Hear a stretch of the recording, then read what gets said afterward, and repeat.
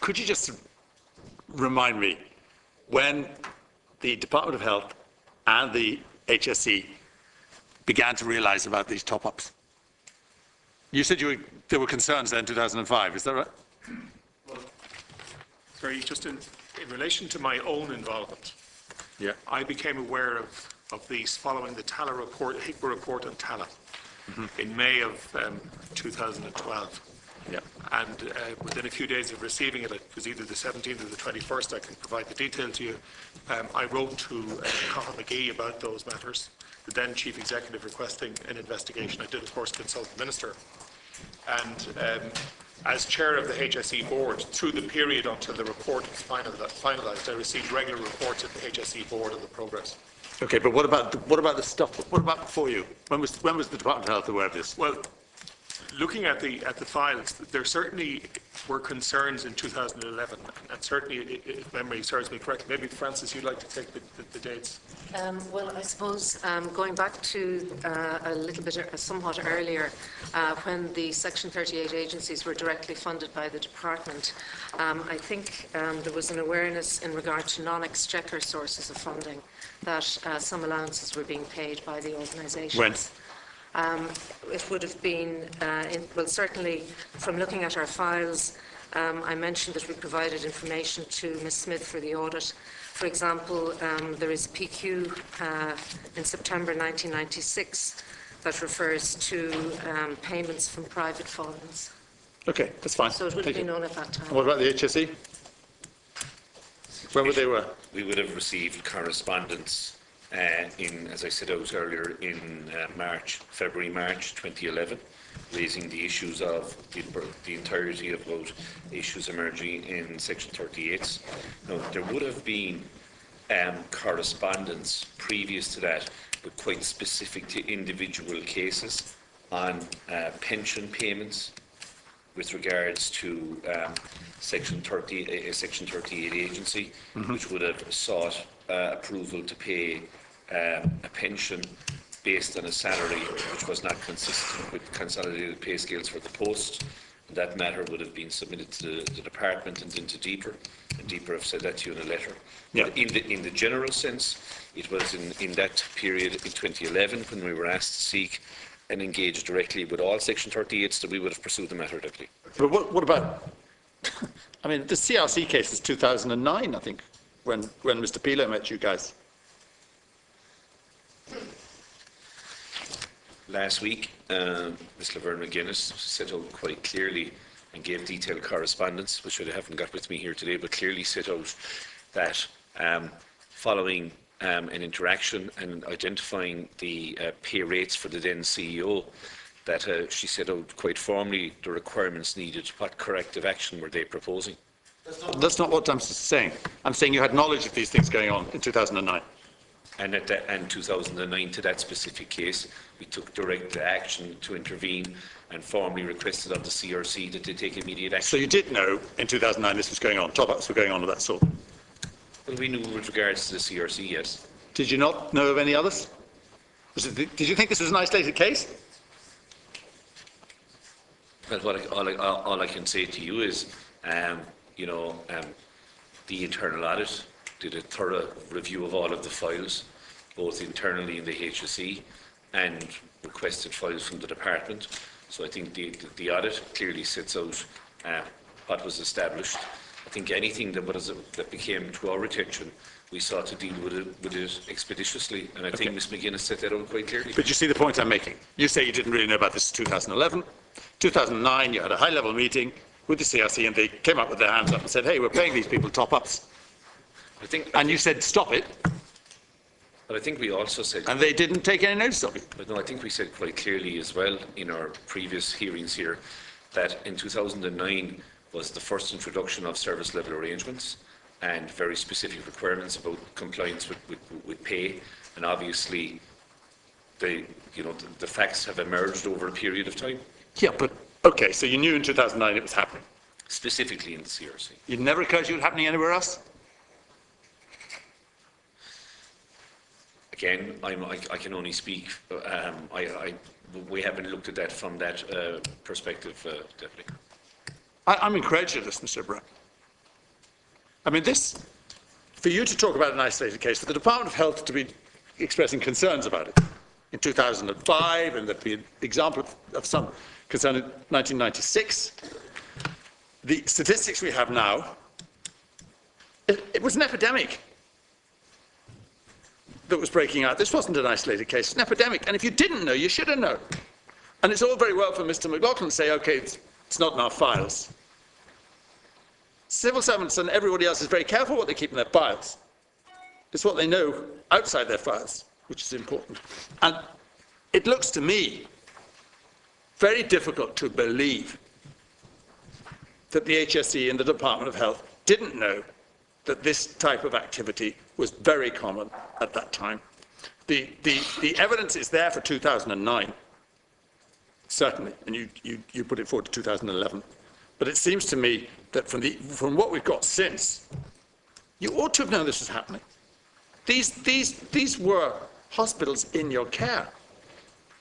Did you, when you 2009, when you found out about the CRC, did you investigate anybody else immediately? Did you send out a questionnaire to do anything about it? There's no evidence that we did at that time. Why not? You thought they were the only people at it?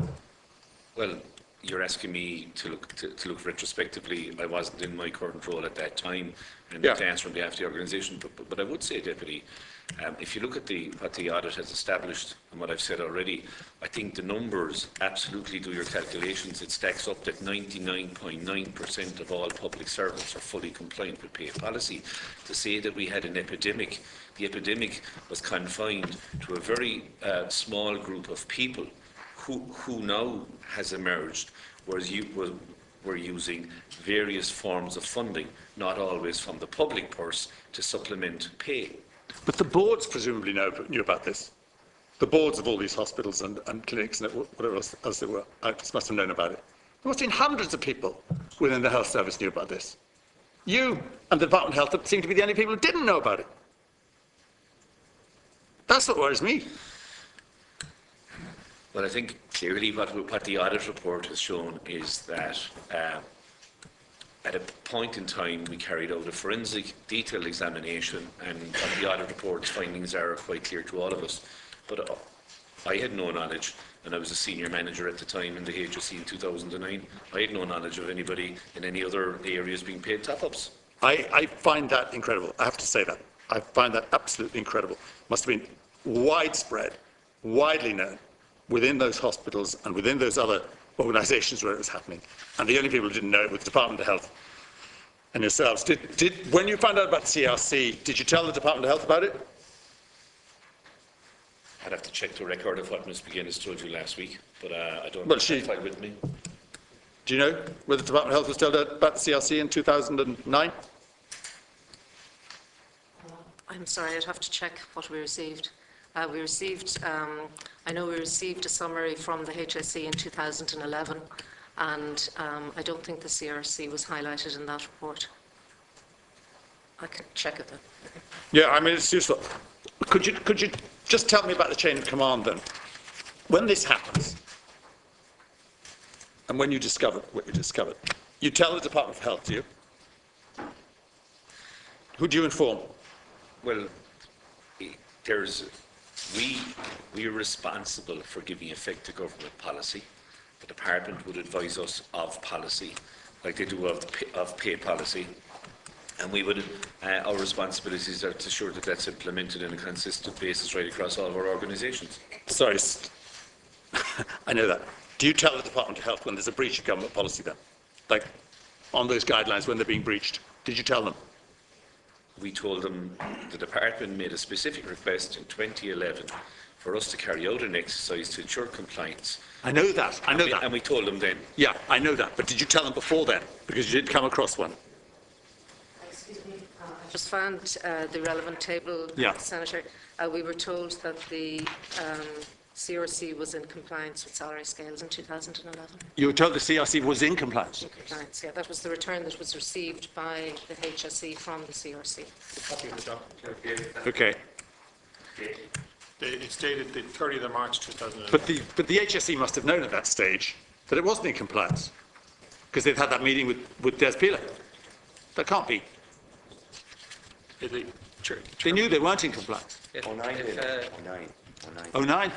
if I Yeah. could if I could just point you to the letter of 2009, which I raised again last week, where the Central Remedial Clinic, Des Pilo, wrote to the HSE, Ms McGuinness, in 2009, Yeah. and he set out his understanding of the meeting that was held. And he worked, apparently, or the CRC worked on that understanding thereafter. And the HSE, the next letter to the CRC was 2012. So the HSE were absolutely aware of what was going on in the CRC in 2009. They were aware of what was going on going back to 1996 to that parliamentary question. And while we are dealing here with the CRC, St Vincent's and the other, the 44 organisations, it is clear beyond doubt that the health boards, or the Department of Health at that time, because that's who they were dealing with, the HSE thereafter, and the Department of Health, knew exactly what was going on. They knew exactly what was going on. And if it was going on in CRC, it was going on elsewhere. Now, the question I had then last week from Mr. Brasman was, if all of this was known in the Department of Health, and it was known, let's call a spade, it was known, it was absolutely clear. Let's stop dancing around it. You knew about it. Health knew about it. HSE knew about it. Did the Department of Public Expenditure and Reform, or previous to that, the Department of Finance, will you admit that you knew about it? Chair, we've given you the results of a survey of our files, and Mr. Brasman and I have been in pay and with responsibility for pay from the supervision of pay policy within the health sector from finance DPER's perspective since 2009. And I can assure you that aside from those instances that we have written to the committee about, neither Peter nor I had any awareness that there was such an extensive range of top-up payments within. Sorry, I have to interrupt you. I'm not directing this to Peter or you, to Mr. Brasman or you, Ms. Buckley. I'm asking about the department, and I would further ask in relation to the CNAG that you audit these entities. Or the HSE rather generally, and did so before in relation to other organisations and health that were responsible. What is your opinion of this? We spoke earlier on about other auditors, writing their notes on the different audit reports. Did you inform or did you come across any information that would lead us to confirm that health and the rest of the people in this organisation knew about all of these topics, or at least some of them? Okay, Chairman. Just as I've said to the committee on previous occasions, we are responsible for the audit of 5 of the Section 38 entities. We carry out the audit of that, and one of the issues that we will look at in relation to the Section 38s is the approval of pay levels in relation to senior managers. There was an occasion when it came to our attention that a Section 38, it was in the course, I think, of the 2007 audit of St Luke's Hospital. First of all, I suppose our general concern would be that if there is a payment being made or an additional payment being made, that if it should have ministerial sanction. So we don't determine that the amount is not payable. What we would do is we would recommend to the agency, if you can't produce a sanction to us, then you must go and seek a sanction for it and act accordingly. So in relation to St Luke's Hospital in 2007, we did pick up on that. We wrote in the management letter to St Luke's and asked them to pursue it with the Minister. And we checked the following year that that had been done, but there was no reply on file at that stage. A reply came, and we saw that the following year, and it indicated that there wouldn't be sanction forthcoming for that particular payment. And we wrote then to PAR, or to the Department of Finance at the time, drawing their attention to it, because there was a concern that somebody had a full-time employment, but that there was either a secondary appointment, or that they were essentially being paid a top-up. And we got a reply from PAR, and it actually coincided, I think, with a lot of work beginning around 2011 on that. More generally, within the Section 38, the WE audit, as I indicated at the last meeting, we have issued audit queries in relation to 3 of 5 on the audits for 2012. One thing I will say, and it's slightly different, it's in most of the cases what we've identified, certainly where significant payments are being made, payments are being made by another body rather than another public sector body. In St James's case, it's payments that are being made by Trinity for another set of activities by the individuals concerned. And I think that happens in another hospital. In Beaumont Hospital, there are small payments, and depending on how this plays out and the answers that we get from the hospitals, I may report further in relation to that. More question, because I have to go. I think it seems to me pretty obvious that knowledge of this was pretty widespread, and that we've been led a pretty wild goose chase about this by the department and by the HSE. And I accept that the files might support their case, but the files don't tell you the full story. Could you tell me, was the Minister informed and kept up to date with what was happening here? I can tell you that I brought the matters to the attention of the Minister when we received the TALA report in May. Before that, I know, I'm not saying you, I know you only came in 2012. Was the Minister kept up to date with these top-ups? I do want to be clear about this, Chairman. A Department of State can only deal with fact, can't deal with supposition or hearsay. There is a letter from Mr. Sean McGrath, the National Director of Human Resources, which I'm quite happy to circulate to Michael Scanlon, and it clearly deals with the adherence to consolidated health sector salary scales. We have to deal with fact. And I just want to be clear as well, because there were comments made by the Deputy there. I want to assure the charitable organisations and the people who are collecting money across this state that this Minister and this Secretary General and this Chief Executive or Director General of the HSE are determined to give them the best guarantee possible by following through on these investigations. But I want to be clear, there is no evidence that anything other than a very, very small number of people are non-compliant. I think it's important for us to reiterate the fact that 99.9% of public servants are compliant with public sector pay. Sorry, I have to interrupt you because look, there are 44 agencies. 8 are compliant. 8. 12 are non-compliant. 22 say that in their view they are compliant, but you question that. And then there's 2, just to make up the sum total. There's 2 others somewhere in the mix here. Whether they're compliant or not, I don't know. That is a significant number of non-compliant organisations.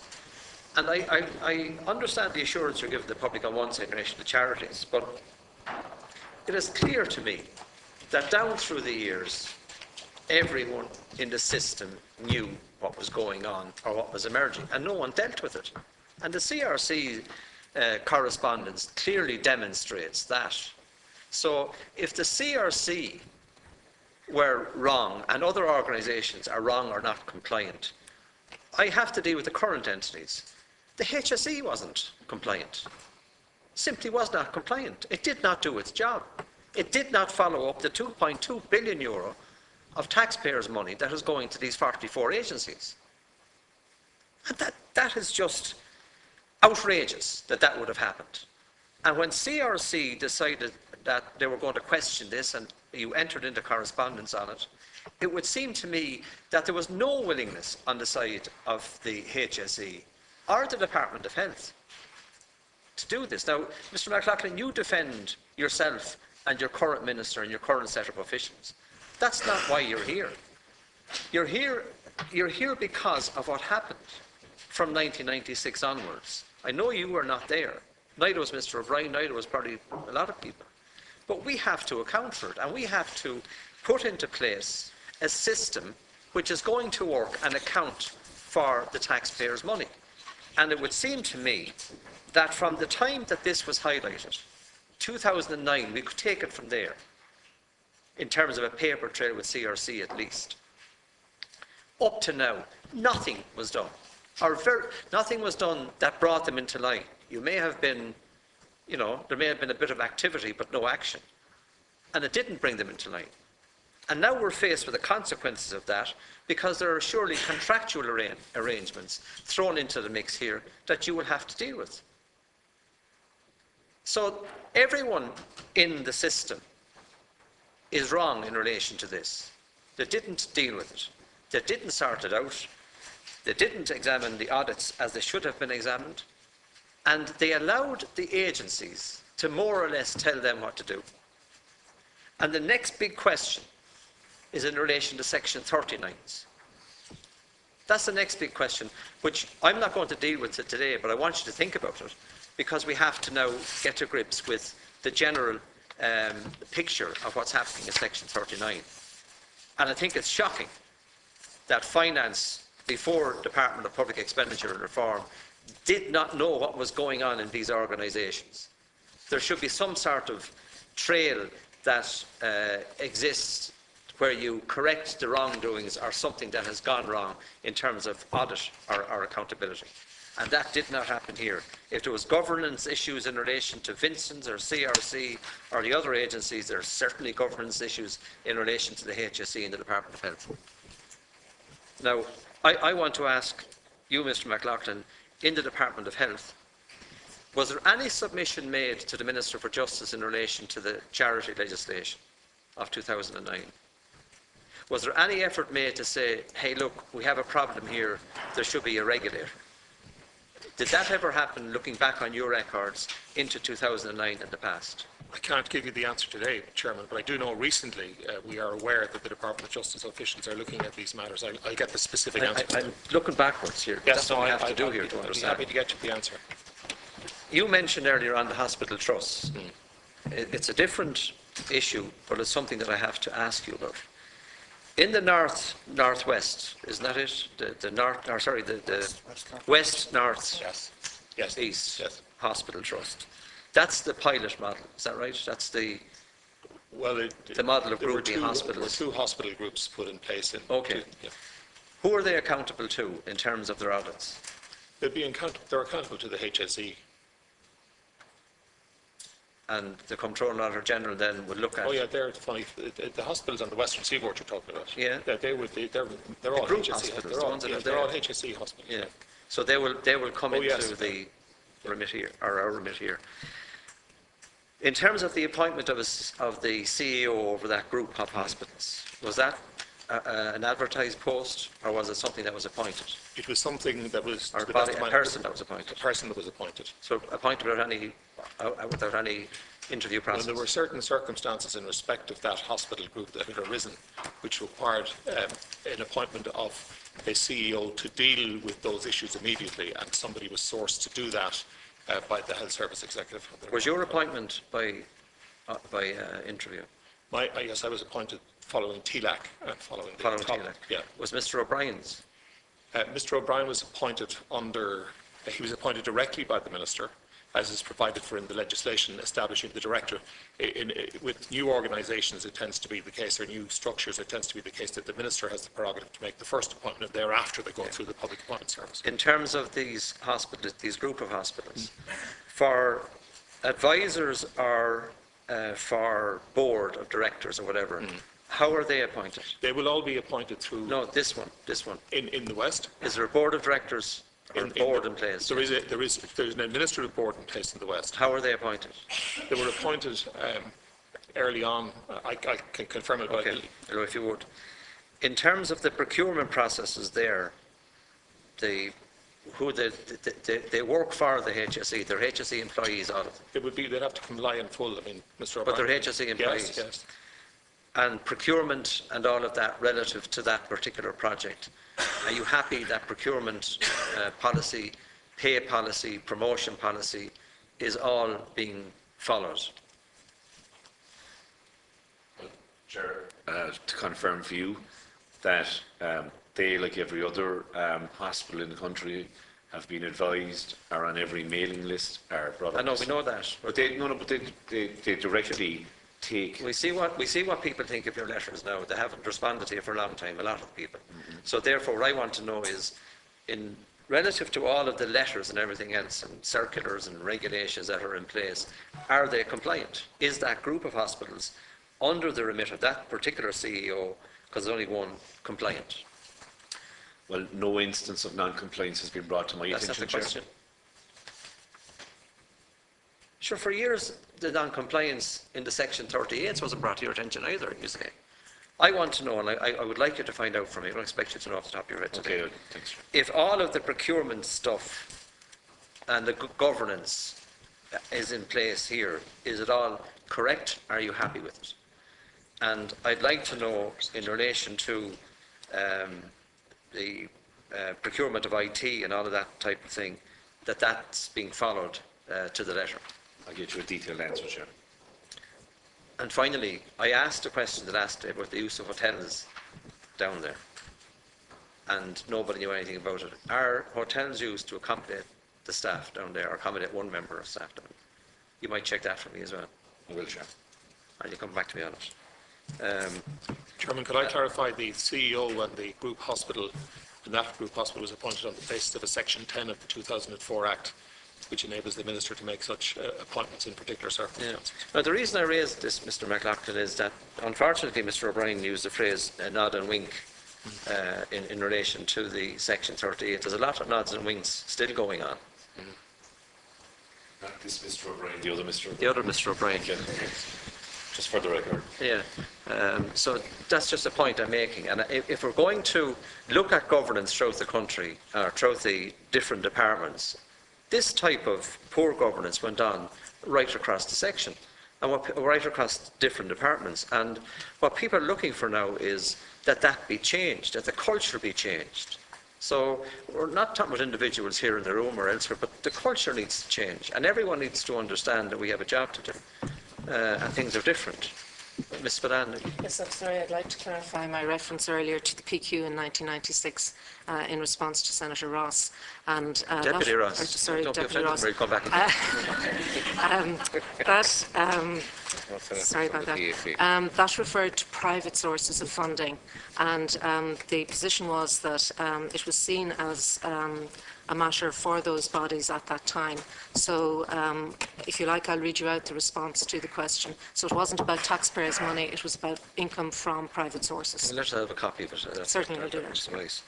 The other matter then is, because we're at the end of the business, St. Vincent's. Have they come back? Chair. So what are you going to do now, Mr. O'Brien? Well, Ms. Lawler advised the Chair that they gave a commitment that they would, before the end of the business, we told them who to forward their reply, who to forward their response to, and being advised that no response has been seen to date. Well, I'm waiting for the response, and I would like to see that response today. So we best make it clear to them that that's the case. I think they have made it clear already, Ms. Lawler, but we're waiting for the response, and we'll be here tomorrow to look at that response. Any other questions? I want to thank the witnesses for coming along. It's been a long day, I appreciate that, and I think this has been very helpful, and we won't see you again before Christmas, really, Mr. O'Brien? I think like, you know, like school, you can give me homework off for Christmas period. Yeah. I wish you all a happy Christmas, and I thank you for your cooperation, and thanks to the rest of the members. Minutes, please.